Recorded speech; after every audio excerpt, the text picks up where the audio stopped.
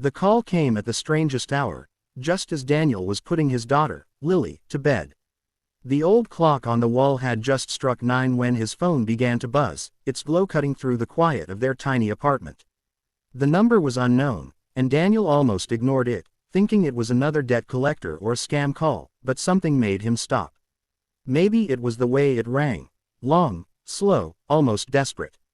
He sighed and answered, his voice low. Hello. For a moment, there was only silence, then a trembling whisper. Stay with me tonight, please. Daniel frowned. The voice was soft, feminine, but heavy with exhaustion and fear. Who is this? He asked cautiously, thinking maybe it was a wrong number. Alara, she said after a pause that sounded like she was gathering the last of her strength. I think I called the wrong person, but please don't hang up. Her voice cracked as if she was holding back tears. Daniel's heart skipped. He'd heard brokenness before, in the voice of his late wife when the doctors said she wouldn't make it, and in his own heart the night she slipped away. He sat down on the edge of the bed, watching Lily curl into her blanket. You sound like you're in trouble, he said gently. I'm dying, she whispered, the words trembling through the line. The doctors said I don't have much time left. I didn't want to be alone tonight. Daniel felt his chest tighten, his throat dry. He didn't know what to say to that. He wasn't a man used to comforting strangers. He fixed cars during the day and spent nights helping Lily with homework or reading her bedtime stories. He didn't belong in anyone's tragic last moments. But that voice, that aching voice, made it impossible to hang up. Where are you? He asked, trying to keep his tone calm. St. Helena Private Hospital, she replied softly. Room 402. Daniel blinked. That hospital was the kind of place billionaires went for their checkups, the kind that had marble floors and nurses who didn't look at you unless your last name was in the news. I just needed someone to talk to, she whispered again. But if you can't. No, he interrupted. I'll come. He didn't understand why he said it. Maybe because she sounded so much like someone who'd given up, and he couldn't stand that sound. Wait for me. Lily's small voice broke the silence. Daddy, where are you going? She asked sleepily. Daniel looked at her and smiled softly. To help someone who needs me, sweetheart. I'll be back before you wake up. He left her with their elderly neighbor, Mrs. Grayson, then drove through the empty streets, his heart thudding faster with every mile. When he reached St. Helena, everything felt too polished, too quiet. The receptionist gave him a wary look until he mentioned Alara's name. Ms. Alara Sterling, she said, eyes widening slightly. She's one of our VIP patients. Daniel nodded, unsure what that meant. A nurse escorted him up to the 4th floor, where the air smelled faintly of antiseptic and roses. When he stepped into the dimly lit room, his breath caught. She was lying on the bed, her body fragile beneath white silk sheets. Her hair, long and golden, fanned out across the pillow like spilled sunlight. But it was her eyes, tired, glassy, but still filled with something human, that drew him in. You came, she murmured, a weak smile flickering on her lips. You really came. Daniel pulled up a chair beside her. You said you didn't want to be alone. I didn't think anyone would actually listen, she said softly. Her voice was barely audible, but there was warmth in it now. Everyone around me only listens when there's something to gain. I thought, maybe a stranger would just hear me. Daniel glanced around the room. There were flowers, everywhere, expensive ones, but they looked untouched, like props for a play she wasn't part of. You've got a lot of people who care, he said quietly. She gave a sad laugh. They care about my last name. Not me. He stayed. They talked through the night.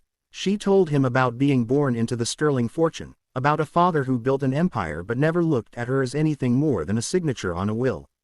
She spoke of friends who left when her diagnosis went public, of a fiancé who walked away when the doctors said it was terminal. Daniel listened, saying little, but his silence carried more comfort than all the hollow words she'd heard before. When she asked about him, he told her about losing his wife to cancer, about how hard it was to raise Lily alone while working at the garage. I don't have much, he said. But I've got her, and that's everything. Alara smiled faintly. You talk about her like she's the world. She is, he said without hesitation. She studied him for a long moment, her eyes soft. You must be a good man. He chuckled. I just try not to fail too often. As dawn crept into the room, she reached out, her hand trembling. "Thank you," she whispered. "You made me forget I was dying." He covered her hand with his. "You're not dying tonight," he said. "You're living. Right here." She smiled faintly, and her eyes fluttered closed. Before the nurses came in, she whispered, "Promise me, you'll come back tomorrow." He looked at her, this woman who had everything yet had nothing, and said quietly, "I promise." And he kept it. Part 2. Days passed, then weeks. Every evening, after tucking Lily in and finishing work, Daniel went back to that room. What started as a strange, accidental connection turned into something that felt unexplainably deep. Alara grew stronger, her color returned, and her laughter, light, melodic, filled the sterile room like a song that refused to die. The nurses whispered about the miracle recovery, and Alara told them, "He's my secret medicine." Daniel never knew how to respond to that. He just smiled, knowing that for some reason, she meant it. They spent countless hours talking about everything, her childhood in the massive Sterling mansion, his humble life fixing cars and saving coins for Lily's school. She asked about Lily often, and he would show her pictures of his daughter painting, reading, or making pancakes on weekends.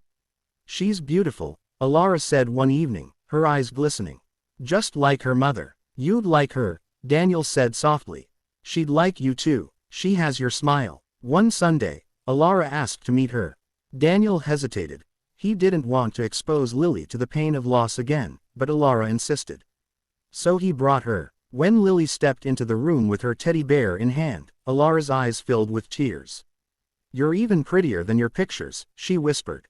"Are you Daddy's friend?" Lily asked curiously. Alara smiled weakly. "I hope so. Maybe even more." The three of them spent that day together, laughing, drawing, and talking. It was the happiest Alara had been in years. When Lily left the room that evening, Alara said, "You have no idea what you've given me. I've never known what real family feels like until now." Daniel felt his throat tighten. He'd come to care for her, more than he thought he could care for anyone again. But he didn't know how to tell her. One night, as the city lights flickered through her window, she looked at him with an unreadable expression. "I changed my will today," she said quietly. Daniel frowned. "Alara, why?" "Because I don't want my fortune to rot in the hands of people who never loved me," she said simply. "I want it to go somewhere it will matter. To you, to Lily, to something good." Daniel stood abruptly. "Alara, I can't." "You can," she interrupted softly. "Because you didn't come here for money. You came because you cared. And that's why you deserve everything." He shook his head. "I don't need your money." "I know," she said with a faint smile. "That's why it's safe with you. But fate doesn't let miracles last forever." A week later, her condition worsened again. The cancer had returned, faster, more vicious. Daniel refused to leave her side. He stayed through the nights, holding her hand while she drifted in and out of sleep. The doctors said she had days at best. That night, as thunder rolled outside and rain streaked across the window, she woke suddenly and whispered, "Daniel." He leaned closer, his voice trembling. "I'm here." She smiled faintly. "Stay with me tonight." The same words she had said the night they met. He took her hand and kissed her forehead. "I'm not going anywhere. You promise." "Always." Her breathing grew shallow. "Tell Lily, I love her stars." Daniel frowned through his tears. "What do you mean?" But she just smiled. That faint, beautiful smile, and whispered, "You'll see." Her hand went limp. The monitor flatlined. Daniel broke down beside her, pressing his forehead to her hand, whispering her name again and again.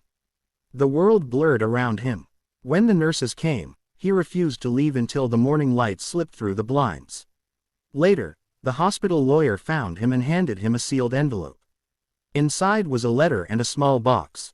The letter read, "You answered a stranger's call and gave her hope. You reminded her that life isn't measured in years but in moments of love. Please take what I leave behind, not as payment, but as gratitude. Use it to build something that keeps hope alive for others." Inside the box was a locket, a delicate gold one shaped like a heart, with tiny diamond stars inside. On the back, engraved, were the words, "For Lily, who reminded me of light." Months passed. Daniel used part of the inheritance to build the Alara Foundation, a place for single parents and sick children to find support, care, and second chances. On opening day, Cameras flashed and reporters asked questions, but Daniel didn't care for the attention. He stood on stage, Lily holding his hand, and spoke softly into the microphone. "This foundation isn't about wealth," he said. "It's about love, the kind that finds you when you least expect it." Later that night, he stood outside beneath the stars, Lily beside him. She pointed upward. "Daddy, do you think she's watching us?" Daniel smiled faintly, his eyes glistening. "I know she is, sweetheart. Every time those stars shine a little brighter, that's her saying she's still here." Lily held the locket tightly against her chest. "She said she loves my stars," she whispered. Daniel knelt beside her and kissed her forehead. "She does. And she always will." When they went home that night, Daniel sat by the window after putting Lily to bed. The wind whispered softly through the curtains. He closed his eyes and thought he could almost hear her voice, that same soft whisper that had started it all, "Stay with me tonight." And he smiled through the tears, whispering into the quiet, "I am, Alara. Always."